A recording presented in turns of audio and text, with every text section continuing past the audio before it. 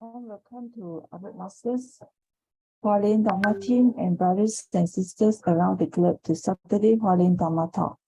A very good morning. Let us start the session for today. Now let us send our sincere prayers into the 10 directions. May the Sahara land be free from disaster and peace prevails in the world. Let us sing the prayer songs with sincere piousness. In my heart, I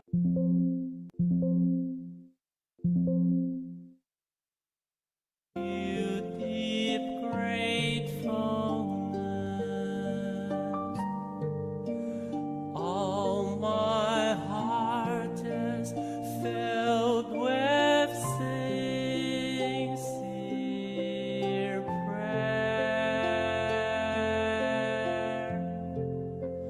From all corners of the world, let us join our hearts and pray for a world of harmony and peace. From my heart, I pray. May we join our hands, our hearts as one. Spread the seeds of great love, nurture wisdom evermore. Let us fill the world with hope. In my heart,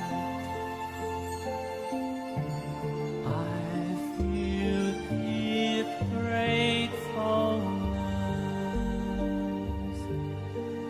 May all the Buddhas know my prayer. All united with one heart, let us end our hate with love. May there be no suffering hereafter.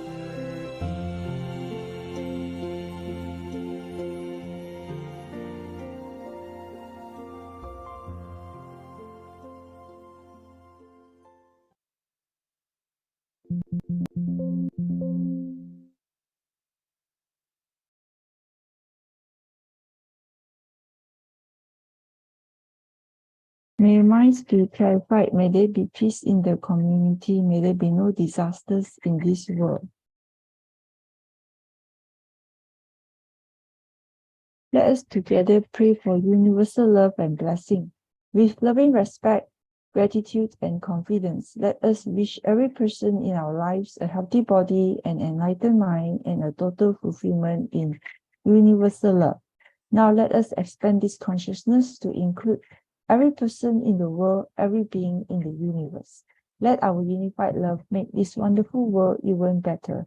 Let us all immerse ourselves in the joyful embrace of universal love. Before we hear the wonderful sharing, let us invite our board masters to lead us in paying homage to the Triple Gems.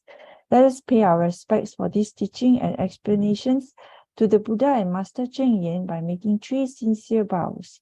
Please rise, palms together. First vow. Second vow. Third vow. And a vow to our beloved abode masters who could join us today.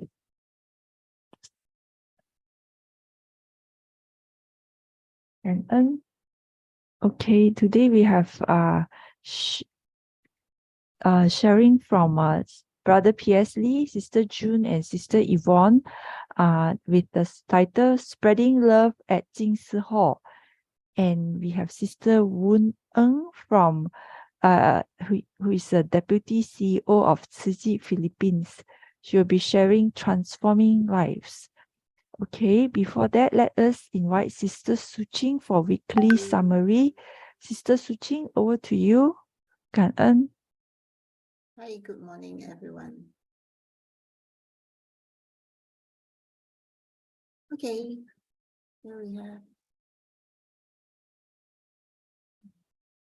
Last week was the Q&A session with Brother David. Question 1 was, if chant and meditations guide to Pure Land's bliss, does the Tzu Chi's path lead to the same or different twists? Brother David said that Pure Land resides in the mind's serene state. True Dharma is in action. That is Tzu Chi's prescribed pathway for one's fate. Inward cultivation coupled with outward practice must blend. One's mind is where the real heaven or hell transcends. Question 2 asked, since Tzu Chi guides minds with care and reflection, how is it encouraging the right concentration's introspection? Brother David said that Tzu Chi's true Dharma acknowledges chanting's role, yet emphasizes meditation in action, not just for the soul. Stillness alone brings limited gains. True meditation transcends external terrains. The tranquil mind amidst crowd is where cultivation thrives. In masses lies the essence where concentration arrives. Question 3 broached a young heart curious in venturing new paths. A child has vegetarian roots, now wants to explore the taste of meat's aftermath. Brother David said, curiosity sparks the flame of learning quest.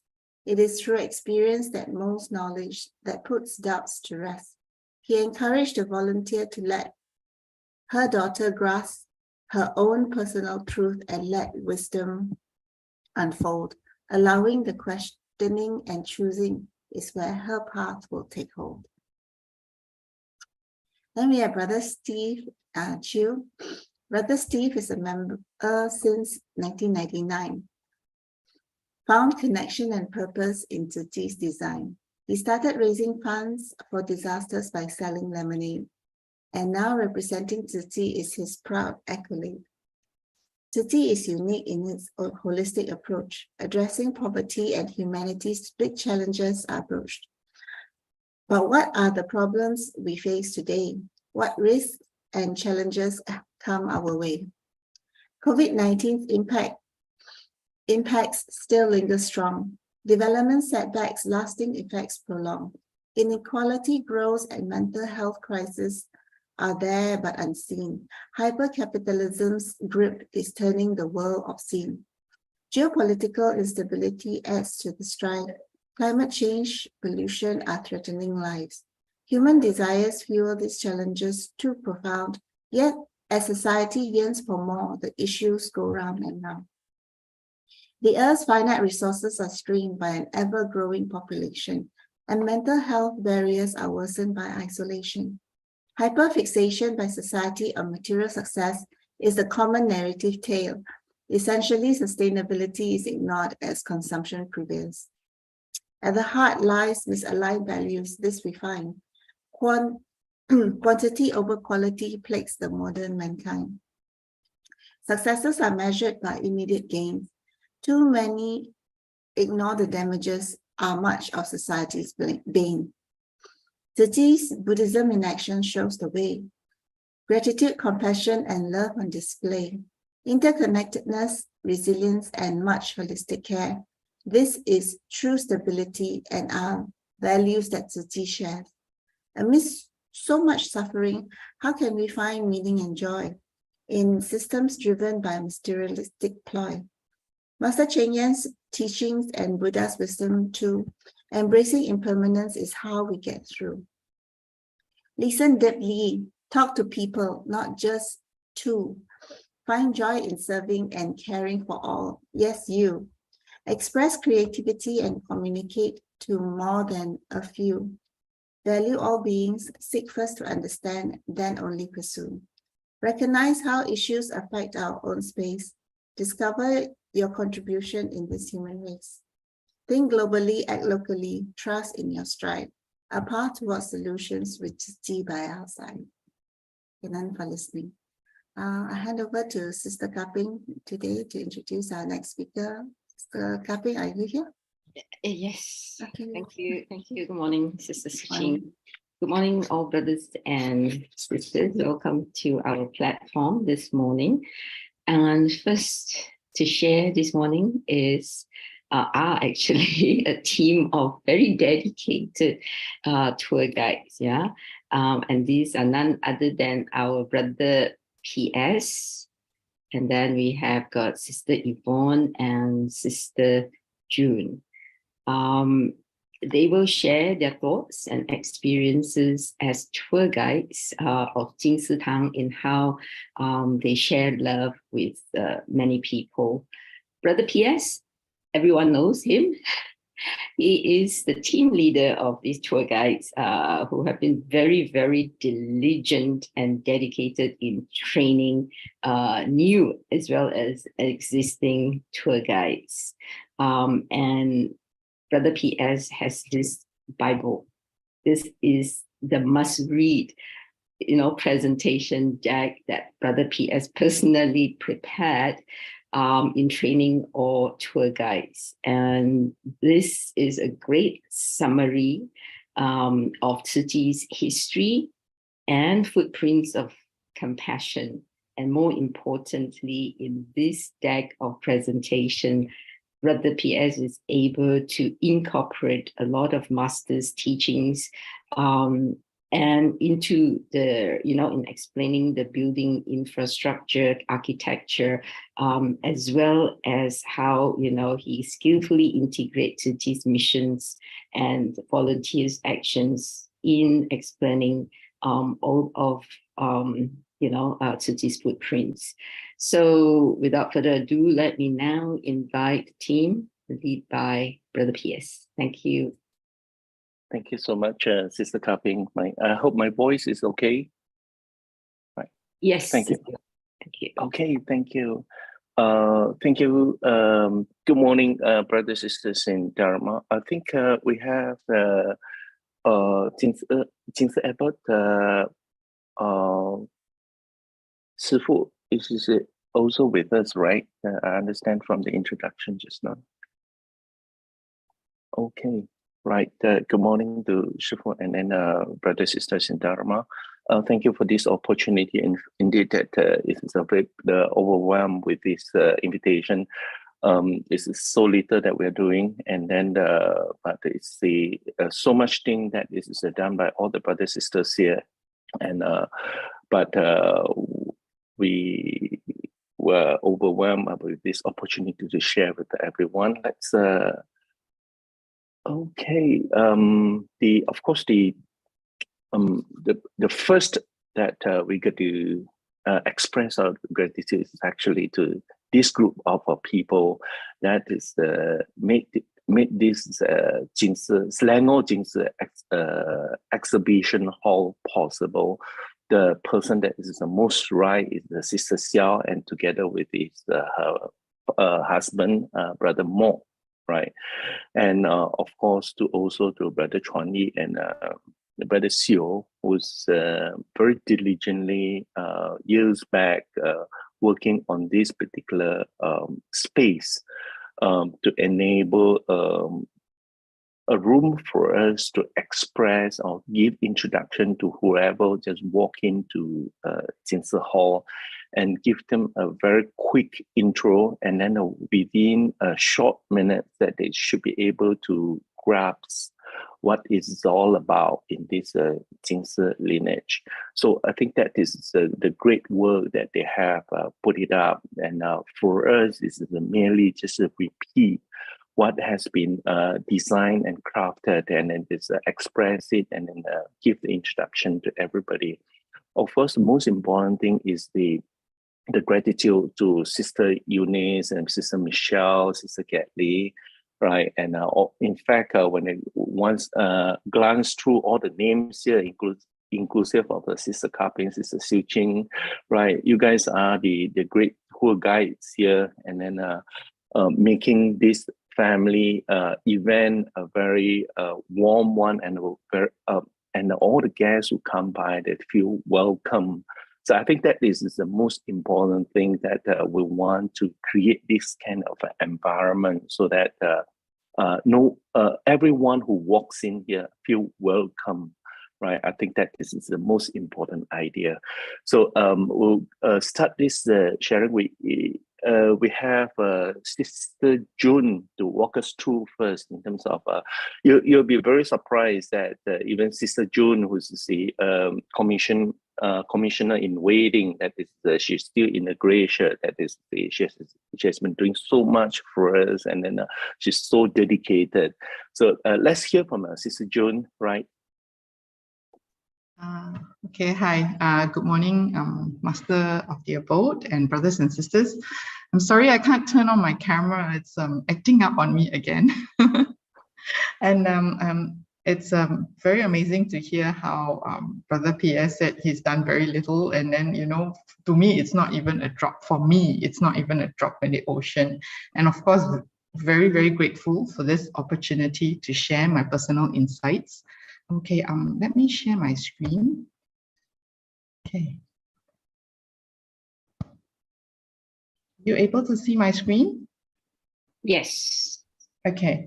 So this is just some of the insights that I have while doing the tour guide duty. I think in 2020, we have the opportunity because it was during lockdown. And then very grateful because at that point we had Brother Loo, Sister Eunice actually organized a few sessions. We had Brother Loo and Brother PS guiding us to go through the history and of the Jingsi Hall and all the exhibits. So it was a very, very good point to share at that point, and a very, very good point for us novices to listen to the history behind it, and also how a lot of love came to in the building of this establishment. Yeah. And of course, we all start from somewhere. I started from listening to that. And then we had, and then I followed some of the tour, like Brother Anthony, Brother PS, Sister Eunice. So from there, you sort of get a little bit more courageous to actually, you know, like learning to want to be a tour guide. And then, of course, when this year the opportunity came, when TCIS KL sent their students to tour Jingsi Hall. So I signed up for it, and the first one was year 7. So then during the briefing session, we were told year 7 was very, very eager beaver because first year in school, and they are actually transitioning from primary school to secondary school. So then I thought it would be a good way to build affinities with the children as we were to actually let them know what are the childhood favorite sweets that we have. And the innocence of a child, it's so pure, because when I told them these are the sweets from my childhood, I wasn't being very mindful, because one of the guy actually said, oh, are they expired? You probably think, you know, I kept all this from the time that I was a child. I said, no, these are bought specially for them. So then they actually enjoyed the sweets. And then this is the bunch of year 7 that we had the opportunity to tour.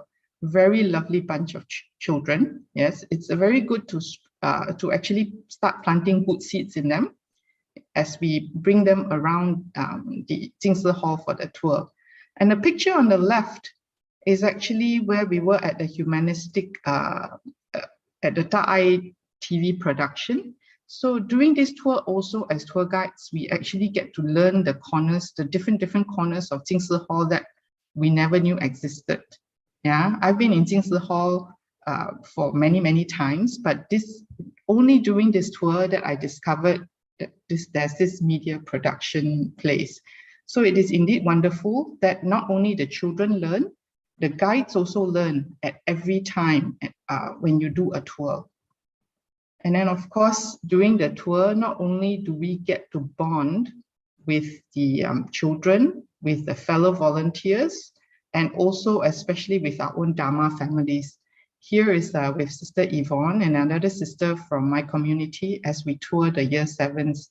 While they were listening, we were bonding and taking pictures. And Master always tells us, you know, in this Tzu Chi Buddha Sattva path, not only do we have to awaken and awaken self, we also would be good to awaken other people.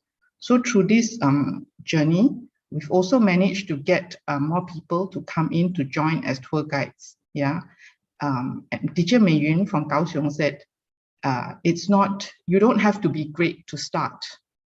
You have to start to be great. So the picture on the left is Sister Ting Ting. She was actually the Ida Mama for year 7. So after that tour that I did, she was in my group. Then I managed to get her to, you know, at least join in and see for future training and see where this can bring us. And the picture on the right is Brother Joe, Sister Ivy, and Brother Chow. Sister Ivy and Brother Chow at that point, this was taken during Buddha bathing. They brought some guests whose kids was in TCIS KL. So then they approached and said, oh, how do we go about to actually join a class to be tour guides? So this is indeed very wonderful because their guest is actually first time in Jing Si Hall. So I can see that, you know, they really do want to be tour guides so that they can bring more and more visitors and to inspire more and more people. Okay, and the most amazing thing is I had my lovely assistant, my youngest daughter, who went with me to tour, who went along with me to join me on the tour for the year 8s. On that day, the schedule changed a little bit. We had to do 2 rounds of bringing 2 different groups of year 8. And surprise, surprise, I thought I was giving tour to the year 8s, right? But in actual fact, my youngest was actually absorbing what I was saying. Because at night when we were talking after the tour, when we went back, she actually told me, you know, she know what Master Cheng Yan or Si Gong Sang Ren did when she was 17. I was very amazed. You know, she could tell me that Si Gong Sang Ren looked after the brother for 8 months in hospital. And she could relate the story of the 2 cabbage, you know, the charity case of Madam Lu Tan Hui. So from there, you can see, you know, never underestimate the power of planting the seed. Because once you keep planting good seeds in the young minds, then one day it will sprout and become a very big tree. And of course, on top of doing the tour in English, we also had the opportunity to do the tour in Malay. This was fellow tour guides when we did the tour for the Malay care recipient during the Hari Raya relief when they came to Jing Si Hall. It was very amazing because, you know, after years and years of learning Bahasa, this is the one good time, one good opportunity to learn, to put it into practice and to form even better affinity and to be very mindful in what to say, especially because they are from a different faith. Yeah. And this is Brother PS guiding us as usual. He is very calm and I really enjoyed his stories. Every time when I go on a tour with him, you actually can get so much insights and the history of the place and the stories. I particularly enjoy all the stories from not just Brother PS, but from the different guides. And through these stories, we actually it gives us a different dimension and a different understanding of how Jing Si Hall of how the Dharma lineage of how Tzu Chi is. And it actually strengthens my own resolve on why I need to be on this Buddha-Sattva path. And this story is in the Malaysian hall. Really, this is really not easy. And even I myself is touched by this great love every time I go into this hall and talked about this schools for stateless children. Education is not a natural thing for a lot of people, especially the stateless children and the refugees children. So it is very, very inspiring to see how Tzu Chi volunteers have gone into these communities and transform and keep transforming the lives of many, many of these families. And lastly, in the Gratitude Hall, we have these 3 statues. And this always the very touching part is when I come to this point is it's not that the statues we must respect, but it's to emulate the spirit behind each of these statues. That is the essence. It is the wisdom of Sakyamuni Buddha, the great vow of the Earth Treasury Buddha, and the compassion of Guan Yin. So this is across and transcends all religion. So this is indeed a very meaningful way for me to end my sharing today. And of course, what is the most blessed life? Those who are loving lead the most blessed life. And I urge and encourage all brothers and sisters to join as tour guides. It doesn't matter, like I said, Teacher Mei Yun always tells us, you need to start to be great. Kan for the sharing. Sister June, right? Indeed, that such a short sharing, but there is so much of an impact. In fact, it really I feel so touched. I mean, with the content you have just briefly mentioned, is to see there's always you become the best witness of what we always mention. It's so when you put things into the actions, that action actually could easily inspire and touch everybody's soul or touch everybody's heart, right? And you have actually just done it. And then I must take this opportunity to thank your Self-Pusa. She's always, your two Self-Pusa is always so helpful and helping us the guide in this exhibition hall. And this is actually that kind of a mannerism, and then the 一家人 kind of atmosphere that this is so much of energy into this tour. Right. Let's continue with Sister Yvonne. Sister Yvonne, please walk us through with your content as well. Thank you. Good morning, Brother PS. Good morning, all brothers and sisters. Just a moment, I shared. My camera also acting on me.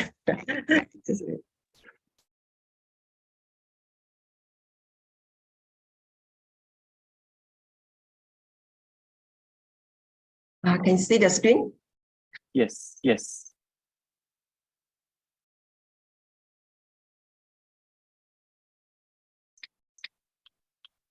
Okay, is the view okay?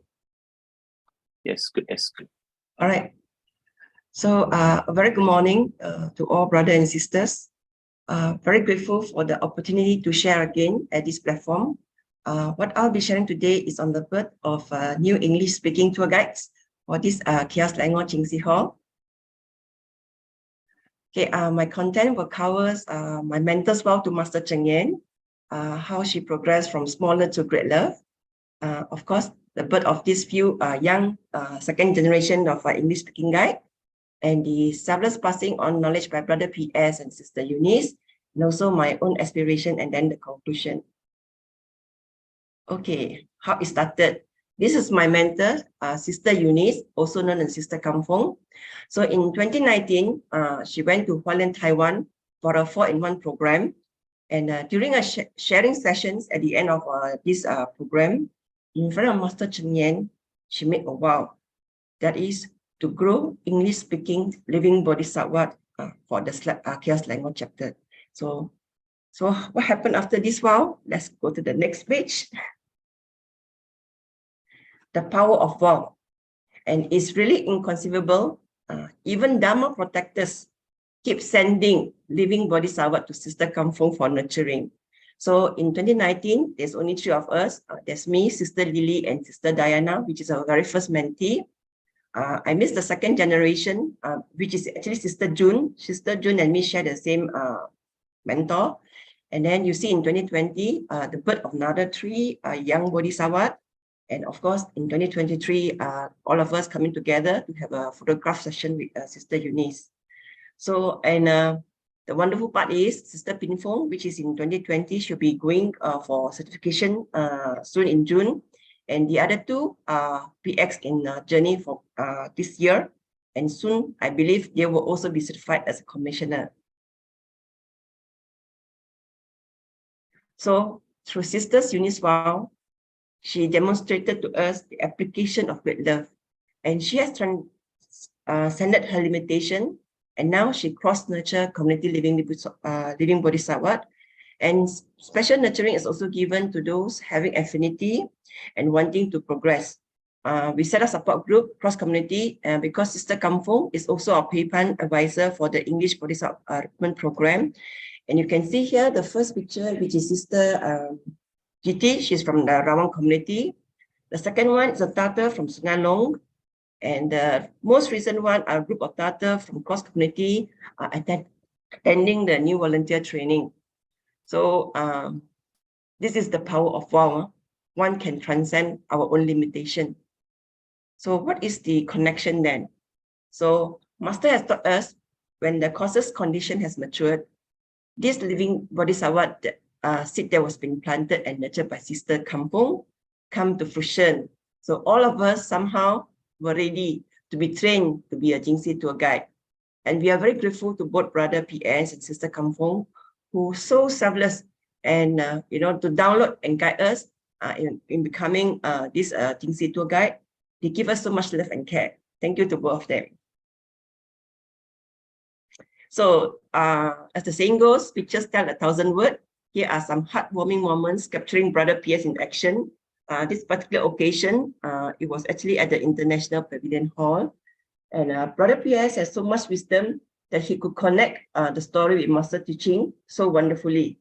And in each part of the session with him, he actually showed us in living out the 6 paramita that Master has taught us. He was so patient in guiding us, all these new joiner, and without fail, if he has the time, he will definitely give us time to get us through this journey of learning. And from the one seed that started with Sister Kampong, her aspiration, now the seed had grown to many. This seed has sprout and bear fruits. So in December 2022, the whole team come together for a Jingxi tour conducted in English. And some of the data from this session has progressed to become uniform volunteers. So the cycle of love continues from one seed to many. So why I show the 4 great vows here? When I first heard of these 4 great vows during my commissioning certification in 2019, it was merely words to me then, and it sounds so huge. And the first thing came to mind was, oh dear, how am I going to apply this in daily life? But now I'm grateful that I have the affinity to meet the 3 rare things that Dharma Master had taught us. That is to be born as human, have the affinity to meet a great master, our Master Cheng Yen, and encounter Buddha Dharma. So during the last 3 years, due to this COVID, I have the opportunity to listen to Master Wisdom of Dawn. So there's a bit of realization. So the first seed that's to deliver countless sentient being. I kind of connect it to this tour guide thing because the first one requires us to walk among the masses, create good affinity, plant the seed of Dharma, share Dharma. So by being a tour guide, I thought we could build good affinity with many. And through storytellings of the Jingxi Hall induced with Dharma, we could plant the seed. Hope the heartwarming stories that we share could inspire and awaken the compassion in all the listener as Master said, that all of us, all sentient beings, are inherently good, and we have the Buddha nature, and we hope that by sharing these heartwarming stories, they are touched, and the journey to walk the path can then begin. And as for my own aspiration, and how I take on the role of Kingsi Tour Guide is related to my own aspiration. My Dharma name is given by Master is Ming Ying, and thanks to Sister June, she shared with me that my name means to bring clear and wise answer, which means I need to be diligent to learn Dharma so that I'm able to provide a clear answer in spreading Dharma and application in daily life. The second part why I show Brother Joe here is because Brother Joe Huang is my role model. And I have an aspiration that one day in future, maybe in future life, I could share Dharma like him. And as I start reflect, I realized that by being a Kingsi tour guide, it is a starting point for me to learn, grow, and spread Dharma. And I would like to end my conclusion by sharing this learning that I have from Brother Jing, another one of our great brothers, regards to the lot of karma. He always said there are three things that we need to learn relates to these karmic causes and conditions. That is to accept your karmic debts, fulfill your karmic responsibilities, and learn the karmic lessons that is meant for us.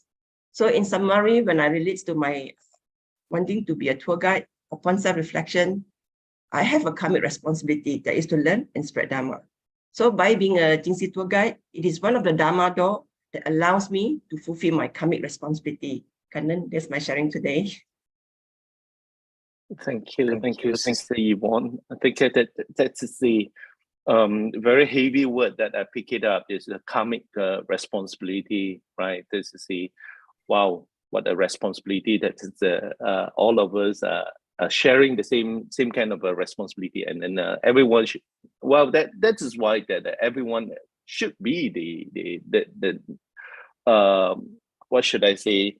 It is the inborn with this responsibility that we got to come forward, and then more people, right? Let me bring this particular thing. Thank you so much, Sister Yvonne. That in fact, throughout all these few months of planning and then organizing all those kind of a tour, Sister Yvonne is always our strong backbone that is giving us organize everything in the perspective, and then she's always organizing all the material to make sure that okay, everybody make sure that you go through the details and then memorize these things so that you don't speak the wrong thing, and then yeah, she's so mindful about it, and then it's so helpful to all of us. And thank you so much, Sister Yvonne. Right, we hope that you will continue with this effort, because we need this kind of a constant reminder from you, that so that we don't speak the wrong thing, and then we have rather we be mindful to speak the right thing. Yep. Okay. Let me continue with this. The building. What I want to share with everyone is by just every time when we arrive at Jing's Hall, and then we look at this particular building, that was my personal reflection. Such a great effort that people has put it in, and then yeah. I'm a newcomer. I don't have the opportunity in the past to participate and be part of this particular thing. But what can I do from now onwards with such a beautiful building that is standing here? That is actually my personal inspiration. That is to say, what I commit myself into at least I can, for its function, can we actually bring it up and get more people to actually appreciate it? I think that is my personal inspiration. And of course, always be mindful that it must be a very good affinity that leads one to visit Jing's Hall, right? And it has become our duty to nurture and lead them to Master's teaching. That is always how I commit myself to this particular work, right? So that we want them to feel really like their effort is really appreciated every time when they leave this particular hall and they go back with something. We always say that nobody just simply come into this particular place, and then we always joke that it could be due to they want to look for a place to put the ashes or whatever. Well, that is also because of their care for the family members, and then that's why they're here. Or they could be in the middle or in the junction that something that they could not resolve and they want a place or some kind of advice. That's why they're here, right? It could be all sort of a reason. So that this is what I mean by the certain kind of a good affinity that leads them here. So that this is absolutely important for us to welcome them with an open heart. So this is something that I always been mindful that the first is to bring gratitude of their presence, and which is giving us opportunity to introduce this to them. And important thing is being understanding of their concerns. So, and that their timing, and make sure that they're really comfortable, right? It's very rarely that the people will come by and want to challenge you. Yes, there are some of these people, they have learned a lot of information about the Tzu Chi on the negative side, and then they're here to just want to confirm, is that really true, that this is what the social media is saying. And we have come across quite a fair bit of those, and it become even more challenging for us to speak the right thing and giving them the right factor so that they go back with the correct information. And of course that they're going to be very accommodative to their opinion, comments, and because that is what Master's teaching. Hatred will never overcome hatred. You just being argumentative with them, and then they're not going to be beneficial for anyone. So it is, we get to be very patient with them and then giving them the right factor. And of course, the most important thing, this is what I'm always being mindful about, is to say, avoid the sense of a superiority, right? Although we are in the front here speaking to everyone, that is we need to avoid the situation that we are lecturing to them or preaching to them. Nobody loves, they have enough in their life, and they are not here to listen to you to preach. They are here to find some solution and feel comfortable about it. So I think this is something that over the years at touring, I think that this is something I always remind myself that is important. Of course, I'm very glad that Sis June and Sis Yvonne, in fact, we have a lot more sisters with a wealth of information and then the experience that hope that in the future that they'll come forward and share more, especially with the Sister Eunice, Sister Riani as well. Yeah, every guide has a story in the modern, they are actually the modern Dhammapada, right? And then it teaches in a different story, right? For me, my journey with all this kind of a tour, it's just like everyone, that we all begins with all sorts of mistakes. One of my biggest mistakes, as you can see over here, that was during one of the Buddha bathing, and there's so many of the VIP, that's to say, and then we have so much of a new material that's just put up, and then personally, I derived so much joy looking at each of the picture, and then those the information behind and story behind. I was so excited, wanting to shove everything down the throat to all the participants and all the visitors, and that was the biggest mistake that I've ever done. Right? Yeah, ended up that caused them indigestion, and then well, they're probably looking at the watch when I'm going to end, right? So these are very common things that we have to walk through. So that is why along the way that we share with each other, what is to say, give what is deemed sufficient, right? Not overfeed them, and then neither that is the too much of a casual talk, and then they go back without much of the information. That is also something to be avoided. So these are the again, it's very personal. So, but it is when we are there and we will connect to that particular person and then being mindful with them, I think we should be able to make that particular judgment. Is it sufficient? Is it good enough? Right? And also take the opportunity to can earn all the sifu from the abbot, right? One of the biggest lessons that I've ever learned from Yin Shifu is that during the time we were actually having a camp in Jing Hall, and I have the opportunity to tour Jing Shifu. And when we run through some of the story in the story hall, and Shifu was very mindful and very tactfully reminded me that the facts have to be accurate, right?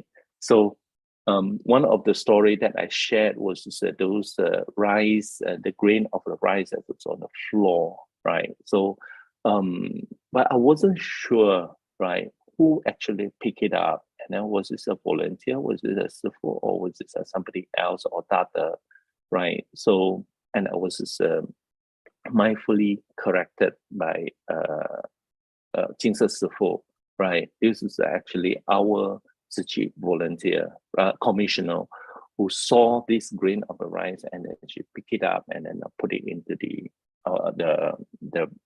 rice bank in the abbot. So this is the story that was when I was corrected. It always stay with me for a very long time, and it also go into the rest of other factor. Let's say because it is a history that is going to lead it for we're going to live with us for many years to come. And whatever, if they say we are not speaking it correctly, all these things will be twisted and then subsequently become a certain kind of a mean. Take for example, currently we have always the argument: is it the 3 cabbages or 2 cabbages that is in the charity hall that is exhibited? The earlier information, we have a 3 cabbage, then subsequently it will always it was corrected to become 2 cabbage because 3. That was the fact that it is the that we use it, and then it's subsequently this will be the fact that we articulate, and then for the rest of other visitors as well. I'm gonna take you through in the very this story was shared by June Sister June just now. That it's I actually have every time when we tour visitors, especially when it comes to the Muslim visitors, I'm very mindful, and I'm trying to show them those that more universal value and the humanitarian, and try to play down those with images to avoid any discomfort from their end. So that is the things that I always do. Take for example, in this particular time was the International Islam University, that the professor that lead the whole group of MBA in finance, and then they came to visit us, and then so again I use the same method, and then when they come to this particular area in the gratitude hall, I'll just conveniently skip it, and then I'll lead them to the next. And this professor was very mindful. He said that why you do not go further to this area? I want to listen from you. What are the images that is in front there? Wow, then I have a hard time. Okay, since you request, come, let's take a look. And then I was explaining to him, you look, and the center is actually Sikyamuni Buddha, and it signifies the wisdom, the teaching. That is the teaching that today that we inherited. That is actually his teaching on how to get out from the suffering and be yourself, and how to live, be at ease, and be at ease, and live confidently, and that is the wisdom that the Buddha that has taught us. And it's basically, at being a Buddhist, it's what we are tailing this particular teaching. And what is on the left is of course on the earth treasury bodhisattva, which is Kittisora bodhisattva, which is he always says that if the hell is not empty, I would not become the Buddha. And that is a great vow that he has made. And on the right is actually Guan Yin. Is all the family that is in today's typically most of the Chinese home. They pray to this the bodhisattva of compassion, and that is actually signifying that when there is any suffering that we would have this is Guan Yin in action, that is to eradicate all the suffering. So after I have completed this, and he told me, and then with the confidence, he looked at my eyes and said, do you know that what are the similarity with my religion, right? What is at the center? That is your ilmu, and that is your teaching, and it's same with the Islamic, right? That is the teaching of Allah. And then on the left is actually the Iman, and then it's basically the determination. That's why in the Muslim you have this 1 month of the puasa, so you forbid yourself from the all sort of craving, right? So to strengthen your faith. And then on the right is actually your amal, and then that this is the action. So being a Muslim is being charitable. That is the number one. I tell you, when he explained these things to me, I feel so much of a joy, and I say, wow, I never know that there's so much of a similarity behind. In fact, I have the same thing when I tour the Catholic group, right? And then when I share these things, I say, oh, this is exactly the same as in the Catholic teaching. And that really echoes with what Master Cheng always mentioned, that, and this is the 4-letter word in Mandarin. Master mentioned is a 大同小异. That means it's when we put our paradigm in the very broad perspective, we see that everything's are actually similar, right? Same thing with the religion. But when we focus down into all the minute things, that we see all the differences, we see all we tend to focus a lot on these differences rather than discuss about the similarity. And that was actually a very good lesson that I had it way back in 2019. That was we have from Taiwan visitors, this brother Zheng Qingfa, where he happens to be here for the accompany one family. Is actually our Sije's brother who passed away, and then he was here to accompany him to send him in the last journey. I have the opportunity to tour him right in Jinsitang, and then that was I was actually in shock when I was seeing the East Hua touring him, introducing, okay, these are some of the work that we do for the refugees, and then for the student, they actually have opportunity to bathe their parents' feet. And I was sharing one of it, that to say the story behind where a kid was actually put there and then admiring the rest of other kids who has a parents, and then but he himself that do not have a feet to wash, and then our 3-in-1 sister, okay, come, that you can wash my feet. And that was the story in East Hua. When I was sharing with him, and then suddenly he broke down in the tears. I said, oh my God, have I said something wrong? And then so then he correlate with his upbringing, that he also doesn't have the opportunity to wash his parents' feet. And that was just one of the great power that he put across. He commit himself that into the future, that I want to benefit. That is every of this is elderly. They are my parents. That's how I will treat every one of them, right? In memory of my own parents. I thought that was just such a beautiful thing, and it's so inspiring for me, right? So, and subsequently, that was actually another story. Let me see. I'm being mindful about the time. We have another 5 minutes more. But let me just quickly take you. There was another story that he showed to me that is of the North Korea, the aid distribution, right? Previously, whenever that I tour any other NGO, that I always love to share with them. I say that, look, we are the first one. It is going to the North Korea. It's the NGO that is allowed to go into the North Korea. Wow.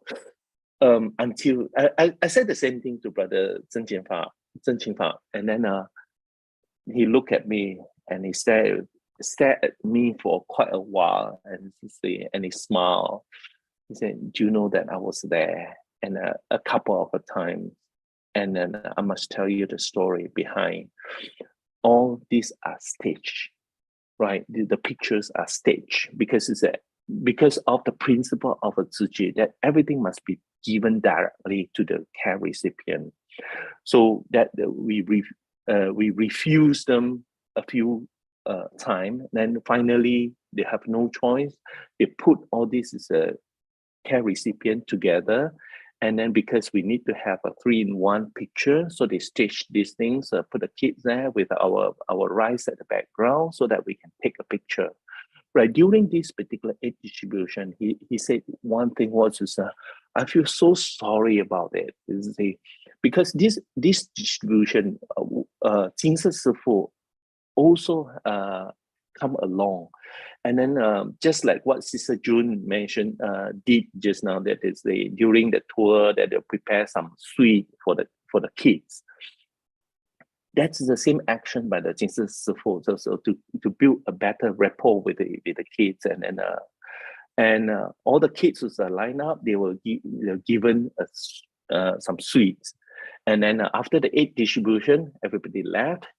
Those kids that receive these goodies, they were caned, right? They were punished, and then all the rice that they given to them, they'll collect back, right?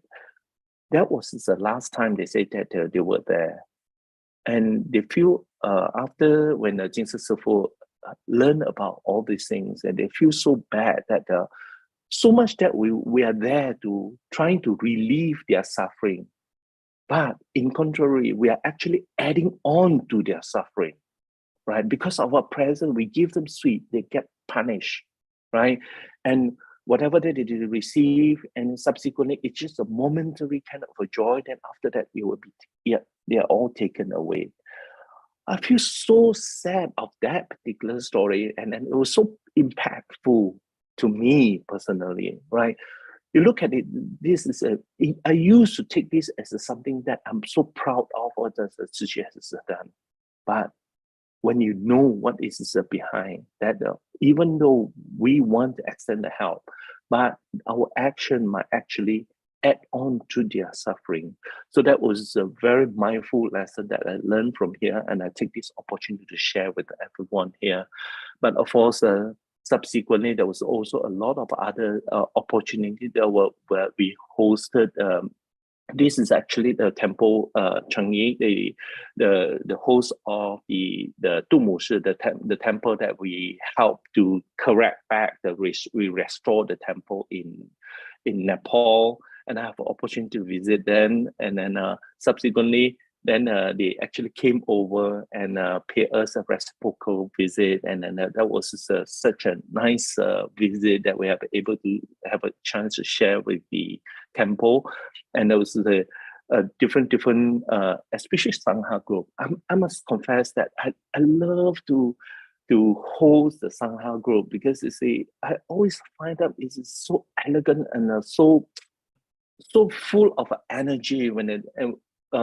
Especially like this group of Sangha, they came in, and that was right after the Buddha bathing recently.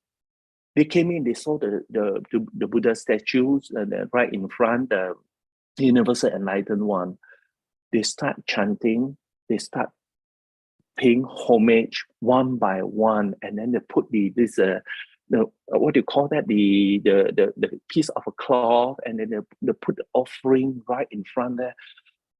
I tell you, I feel so touched, and this is really what we always mention: pay homage to Buddha, Dharma, and Sangha, and they lead it by example. And that's so much of the energy that we gain from that, and observing what the Sangha is leading us.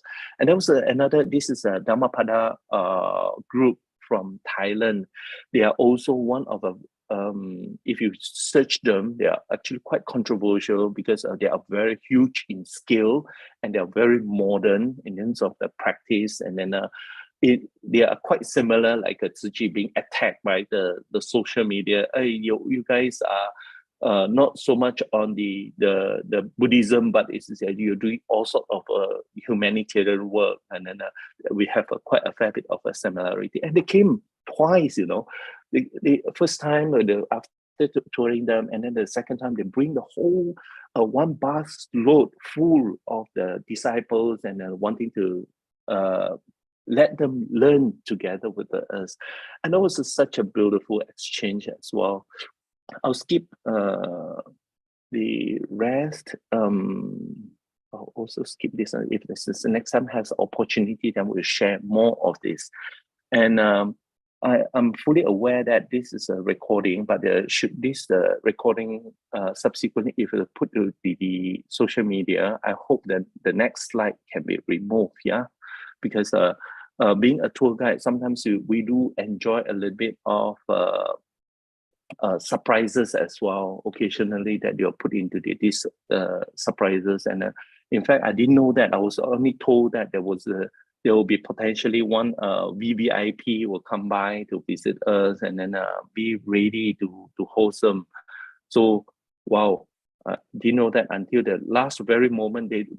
The people that host this event really keep their mouth very tight, and then we didn't know who is coming until the last moment. Oh my God, right? To tour him, and that was just one of my personal very taken by what should I say, by surprise at how this such a famous and then personal, but how down to earth he is, and then how attentive when we talk about Master's Ching Yen's every story about Master Ching Yen. He listens so attentively, and then well, that was actually a very nice experience that we went through. So due to the time factor, that sorry that I overran 2 minutes, and then I should just stop here, and I'll pass it back to Sister Cupping. Right. Yeah, thank you so much to Brother PS, Sister June, and Sister Yvonne for your very, very heartwarming sharing, how passionate you all are. I think it all came through, in your experiences. Well, I would want to say that, yes, indeed, learning to be a tour guide is actually a great learning opportunity for those who newly join Tzu Chi, as well as it is a great revision for all Tzu Chi volunteers in the teaching of Tzu Chi Dharma lineage, as well as walking the Tzu Chi path. As Brother PS mentioned, that learning to be a tour guide, you are actually playing a very, very important role in planting Tzu Chi seeds of love. And personally, I had this experience in the most recent E4 tour, that you'll be surprised of whom you will see in the crowd suddenly emerging. It was distant, relatives. It could be friends. It could also be, family. I happened to meet back with my adopted brother and sister-in-law during the tour. They came up to me and gave me a big hug, that sort of thing. And I also met a couple who are Malaysians, Rachel and Edward. And there was this, very strong connections. They live half the time in Dubai and half the time in Malaysia. And it so happened that they were leaving the next day. And at the end of the tour, they came up to me and said, we must stay connected. And they promised that they will visit after they come back from Dubai in another, 3 to 6 months' time. So it's really, it is a great way to widen your circle and form, affinity. So I would really, personally encourage everyone to join and learn to be a tour guide. So next to share is Sister Woon. Sister Woon is the Deputy CEO of Tzu Chi Philippines, and she joined Tzu Chi in 2004, inspired by a sign language performance by Tzu Chi volunteers. So everything that Tzu Chi does, it has a way to inspire people. And Sister Woon is really no stranger to our Saturday English group sharing platform. And I remember sometime last year in 2002, Sister Woon actually shared on how the many Tzu Chi projects in Philippines have touched and inspired hearts of the locals, how they have successfully led so many people to walk on the path of truth, regardless of the differences in religions.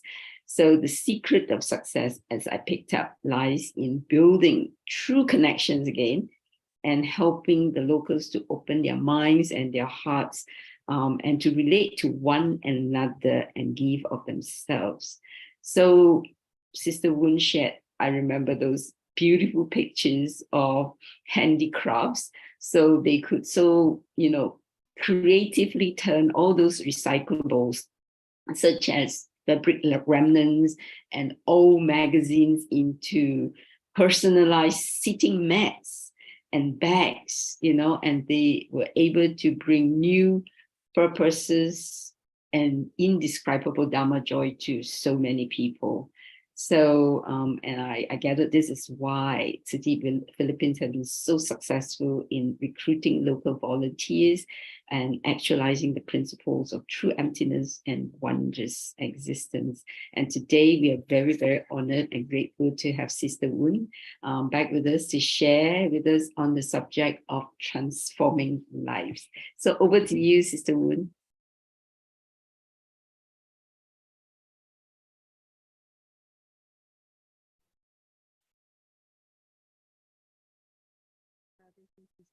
Really beautiful. Sister Woon, we couldn't hear you. You need to unmute yourself.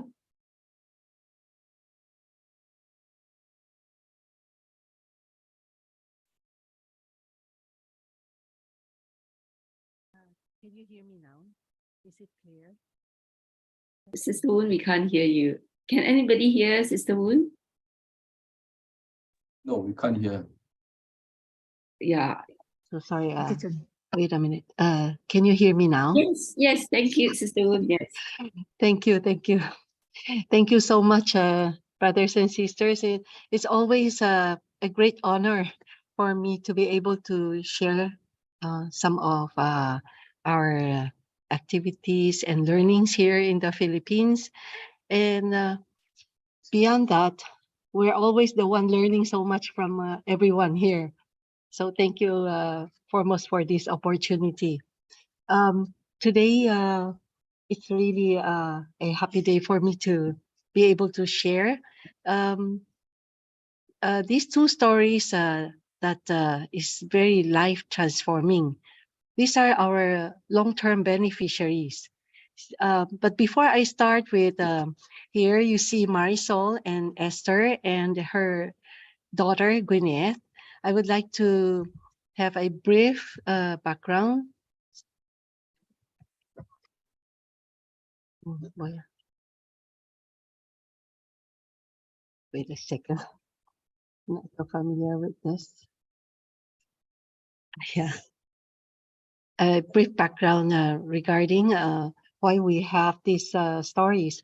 So just before pandemic, we had this what we call upcycling program for our volunteers. There's a very kind donor who's into sacks Watts factory, and they donated all these what we call the sacks ring. And then not only that, they would send very skilled employee to help teach, no? And a lot of our volunteers came to learn this skill. So they started by learning how to weave floor mats, and also seat covers, and a lot of other items. But during pandemic, this one serves a lot of help, because at that time, maybe we can recall together, those fear we had because of all this virus spreading. So everyone, when we enter our home, from when we come from outside or go into our office, we would place a special mat on our door, and then we would put some disinfectant. So at that time, it was a great help to be able to, learn this skill. We sell a lot. At this time, a lot of our local volunteers, they lost their job, and then income was really hard for them at the time. So we started this special project for the pandemic period, because everybody's locked down at their home. So they started weaving all this inside their home. And we sold a lot at that time, and it was such a big help. And then after that, after the pandemic was a bit okay, we at one time during a charity case conference, we were thinking how to intervene our medical cases, all these long-term beneficiary cases, how to really help them. Being a long-term beneficiary, sometimes it's good because they feel the warmth of Tzu Chi, helping, guiding them, even along the way, how many years. It's just that relieving suffering, we just think, if we intervene in their life situation, maybe we can really pull them up from their own suffering, and let them be able to stand on their own feet. And that, for us, we think would be the best way to relieve their suffering. So this one, we try to incorporate this upcycling program for our beneficiary. So we open up 3 days. In 3 days, we let them learn, and then we release the material for them to take home, so that when they have to take care of their, let's say, family members that are bedridden, or small children, they just cannot come out of their house to go to work. This one can help them a lot, because of it's like a steady income, because they take home the material, and then they weave at home, and then every week they would come and submit whatever they've done. But of course, there is a strict quality control, because Tzu Chi would be the one to market for them. So this project for them is a really win-win situation to help them to uplift their financial situation. So that time, we also, through this project, we go to schools, we promote all this for more people to understand, because this one is also part of our marketing project. So schools, faculties, non-faculties, parents, even students, they swarm in and try to understand this upcycling. And it was all the while, a very great successful project for everyone. So this one continuously, even buyers, they become very innovative on how to use all this. These are actually seat covers, but turned into, pet beddings. And I also encountered a customer who bought a lot of, doormat. But when I asked her how come she needs a lot and very urgently need them, it's our first time I learned this different ways to use a mat. She's giving birth very soon, and she's doing a what do you call it, a water birth. So I'm truly not familiar with this, but while she was sharing, I was so touched. They they find our material and the way we weave it. It's very sturdy and very strong. And she showed to her doctor she would use this to buffer herself on the bathtub when she would give the water birth. But of course, I cannot have pictures of that. It's just a sharing of how all these materials from what do you call scraps, but through the very kind donor, we were able to turn them into something really useful and very exciting items. So here we have this Miss Marisol here, our long-term beneficiary. She's a lupus patient. She's been a recipient since year 2016. She doesn't have parents, so she lives with her widowed sister, who also has two children of her own to take care of. But because Miss Marisol here, because of her health condition, she cannot work outside. Um, she can only help her sister with very menial house chores. And this one makes her very insecure. She has this very inferior personality. Then when she know of this Tzu Chi project, she came. Actually, when we first saw her, she never, look at you eye to eye.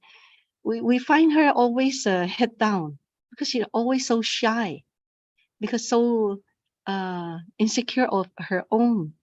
She always feel she's the one asking help from everyone. So here she started learning how to knit. And of course, at first, it wasn't really very successful because this is so unfamiliar to her. But she was so diligent in learning. And then after 2, 3 times, she became so artistic. Well, it brings out that skill in her. And she very diligently does. Every time she would ask how she would improve. So time after time, we saw her. We saw how this small project reacted to her very positively. So we invited her on our monthly charity day. Can she help us promote this project more so that more beneficiaries, recipients can also be avail of this project and help their own financial situation. So surprisingly, she was able to stand before so many people, hundreds of them, and she was so so positive and stand tall while she was sharing her experience. This one encouraged us so much. And after her sharing, she got her first co-beneficiary who also joined in because of her sharing. So here, Gwyneth and her mom, Esther. Gwyneth, she was obviously before 1 year old. It's very clear to her mother already that she is a autistic child, and a bit of a really slow learner. She has this retardation, that her mother know already when she was so young. And then her mom, Esther, she's a solo parent, and her life was really not easy.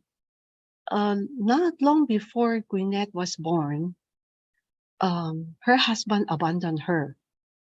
It was so sad at the time, but on top of that, even her own family disowned her. So that was the time she was so down in her life. The first time she came to Tzu Chi was year 2007. When at that time she had a son, a very bright boy, but due to so sad, due to a sports injury, he has this brain tumor. So even Tzu Chi tried best to help. Sadly, the son passed away. And then after Gwyneth was born, that was years later, Esther came back to Tzu Chi, this time for Gwyneth, because of her situation, she needs a lot of various different kind of therapy. She has this shortcoming of, very tantrum prone, and she sometimes would do a head bang, and then she would run around, aimlessly, and very bad temper. And then also she almost cannot communicate with people, and she doesn't look at people eye to eye. Also because of maybe so insecure of herself, so she cannot communicate well with people. Right now, Gwyneth, she's already 18 years old. At that time, her mom, whatever kind of job, she would just grab, because she needs to sustain herself and her daughter. First time they came to this project, actually Esther came to this project not exactly for the financial part. She was trying to look for a way to further let her daughter have this therapeutic assistance or aid. But the first time Gwyneth came, we saw her very passive, because for her this is not easy to learn. One of her shortcomings is she finds it's really hard to concentrate on things. So the first time she learned, she cannot concentrate well. So how many times she came back and submitted her project, and it was always we had a hard time turning her down. But because of, just visually looking at the item, we cannot accept it. It was always a reject. It's truly sad for volunteer mommies, because we know her predicament. We would like to really help her, but looking at her, how many times she would just lie on the tabletop, like giving up, because time and again volunteers has to explain, this part you have to redo it, because this one, it cannot be done shortcut. You really have to be very diligent, and pay really good attention in how you weave it very equally, because Tzu Chi have to do the marketing and we cannot compromise on quality. So like weekly, time and again, when we see her item, we have to help her dismantle and redo, like again and again and again for weeks. So like after almost like 6 months, took that long to help Gwyneth overcome this skill, she finally find it like she gets how to do it. But then she doesn't have this still patience to do the whole thing. So the fun thing, she started doing the first part very enthusiastically, and halfway she will call her mom, "Mommy, can you be my partner and you do the second part?" So since mom is always here also learning how to do it, You know how pretty this project became for the mother and daughter partnership. She would always do the first part, mommy do the second part. But when they submitted this item, we cannot differentiate which part done by who. So it was a beautiful happening for the mother and daughter. It was a pretty bonding time for them. Every week they would bring in more than 10 pieces, almost 20 at times when she felt so encouraged. And this one financially helped them a lot. So it's like a simple, very simple upcycling project, but put into heart. And then finding all these volunteers, they are so selfless. Because they love Gwyneth so much. They would be so willing, doling out their time, effort, just accompany her, you know. And then up till today, we see mother and daughter team still teaming up. They already have this small convenience store. We call this a sari store here in Philippines. They started by very menial items. And then as they sell, the store, we can see the items more and more.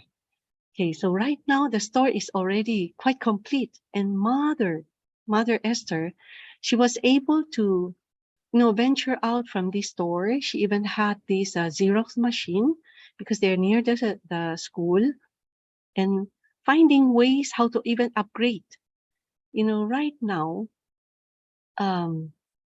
this earning of them, we can almost like stop helping them. They can almost be like independent from this beneficiary, long-term beneficiary program. But the best part is all these beneficiaries, they turn themselves into very committed volunteers. When they were telling us their vow, we were like thinking, are you serious? Because both of them, they have these physical shortcomings, but we saw them just this March when we started, before we start this training program. They rushed in. They were the first, to sign up to be a training volunteer, and they were quite serious. They were never absent in training classes, and they very seriously get involved in all the activities. They join in home visitation, so they try to see also other beneficiaries, how their life works, and they find it already so lucky that they are in Tzu Chi. So now seeing them, they feel Tzu Chi is their ultimate like family, that they can come home to every day. I would like to share, seeing all this, Mother Esther, when she vows to Master Zheng Yan, just this year, when we had our Chinese New Year, we try to teach them Hokkien or Mandarin when they try to greet Sangren. The loudest voice that we heard when they try to practice the Hokkien or the Mandarin was Gwyneth's voice. This pretty girl right now is totally transformed. She's now very active. She's very self-confident. She laughs a lot, and she's very bright. So seeing all this, we're so convinced, life transforming, as we call it now. It has to come from their own heart, of course. But we volunteers, we have all these chance to learn through them, and we be really convinced of every time Sangren teach us, to sow a good seed. If we can do it every day, this one is not just to touch our own when we try to learn all these Dharma that Sangren and Buddha teaches us, but sowing good seed, as we can see, it always produces so many countless all these positive good seeds in our own community. And then this is for our volunteer side, our fulfillment. But we see for beneficiary side, they feel so inspired.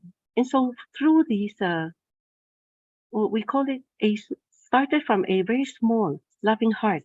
They themselves, they already know how to sow another good seed. And this one can be really like countless good people in their society. And so through all this learning, I call this volunteer and our beneficiary relationship always a win-win situation. So every time we get more involved, all the more we learn side by side, all together, like a really Tzu Chi big family. So today, again, I would like to say really, really感恩for this opportunity always to learn together. So sharing with everyone this my favorite aphorism from Sangren. So a seed sown in the ground, when nurtured, this would really, really reap a beautiful and boundless harvest to all. 感恩 everyone. Sister, And so much. can you give me some 回馈? Yes, 感恩 Sister Woon for sharing with us. I'm always very, very touched and actually also very, very inspired. You know, really, whatever that you've just shared, it goes with Master's constant reminder of us that, you know, always think of people, relieve them of what they need immediately, and then share with them the Dharma to transform their lives. So really meeting their short-term needs, like here, you know, we know that people were fearful of losing money during, or, you know, or not earning enough during the pandemic. And you all were able to come up with this creative idea of weaving, knitting mats and transform them forever by teaching them really how to give of themselves. And one thing I learned very clear from this is that creativity really stems from wisdom and the strong compassion. And, you know, this is something that I would really like to learn from you and the team in really coming out with skillful means in adapting Master's teaching to the local situations. There are always so many disasters in the Philippines, and how you use that to transform fear into strength. And how, you know, you all were able to turn resources or waste into resources to relieve and transform and enrich lives. So that is truly something that Master often say, true emptiness and wondrous existence. And I think, you know, this in this short presentation, it come through, and that was very, very obvious. And the stories of Gwen and Esther was very, very touching.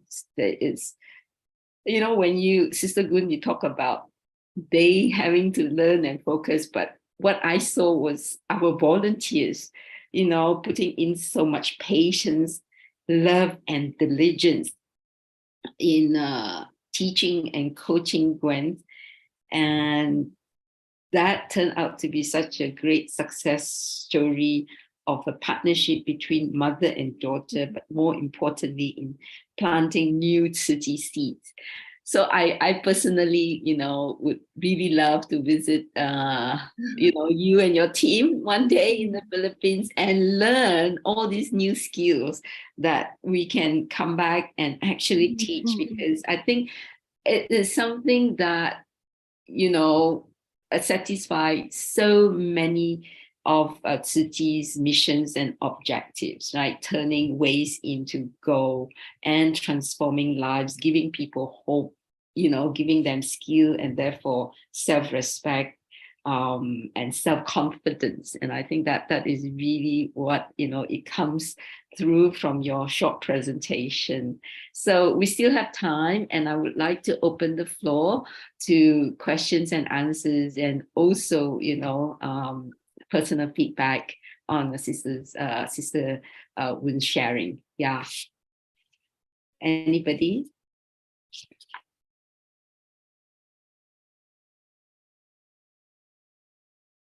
I see that is Brother Robert.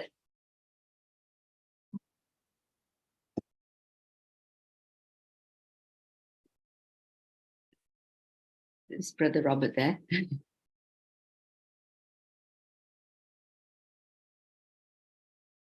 And to brothers' encouragement. And by the way, Sujie, it would be a really, really great honor if one day, yes, we can bring this skill to Malaysia. It would be too exciting, really exciting for our volunteers if one day, yeah, we can share this. Because I'm sure all these factories, they have these scraps that they don't need. They actually can sell these scraps, but they opt to just donate to Tzu Chi because they find out we can turn trash into something really useful and help the society. Yeah, if someday soon we will be able to cross border and go to your place and share all this, we would be too thankful if we have that chance. Maybe like a short commercial. If you want all this want to see these items, maybe we can find a way to send them over.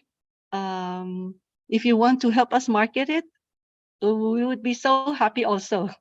Yeah, sisters and brothers. Yeah, it's really lovely. And personally, I like to knit. So when I see beautiful, handicrafts like that, it's really inspire me, thinking of how to do more. And I remember, Sister Gwen, the last time you shared about using those old magazines, they are so beautiful, colorful, right? And it reminded me of an art piece that I used to do when I was in my secondary school with a very creative art teachers. So she actually, pulled out all these, colorful magazines, and then we break them down into little pieces and separate them into different color.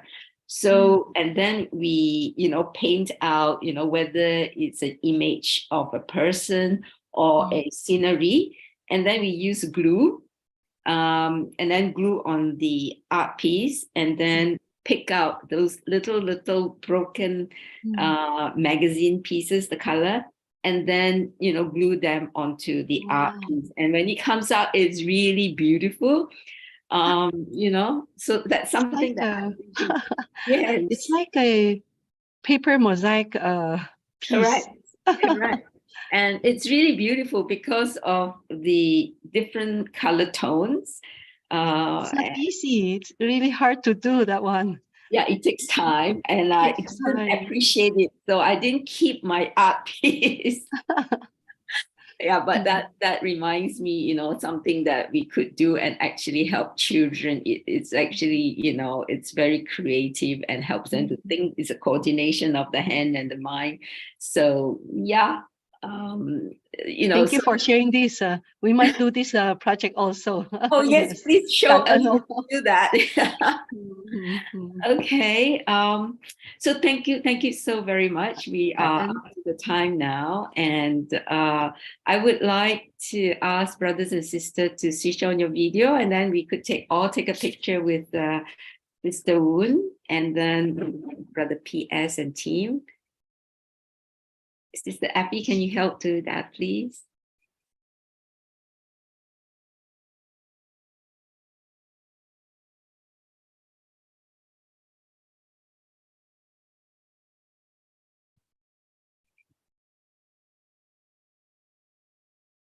Thank you. And in closing, I would like to invite PS to lead us to do our closing. Yeah, let's pay respect to Buddha and Master. Brothers and sisters in Dharma, let's put the palm together and we pay respect to Buddha, Dharma, and Sangha, and also to Master Cheng Yen by having 3 bows. Right, first bow, second bow, and third bow. Kangen. Kangen, brothers and sisters. Kangen, Sister Woon for sharing. Kangen, Brother PS, Sister June, and Sister Yvonne for the great sharing this morning. Kangen. See you all next week. Bye-bye.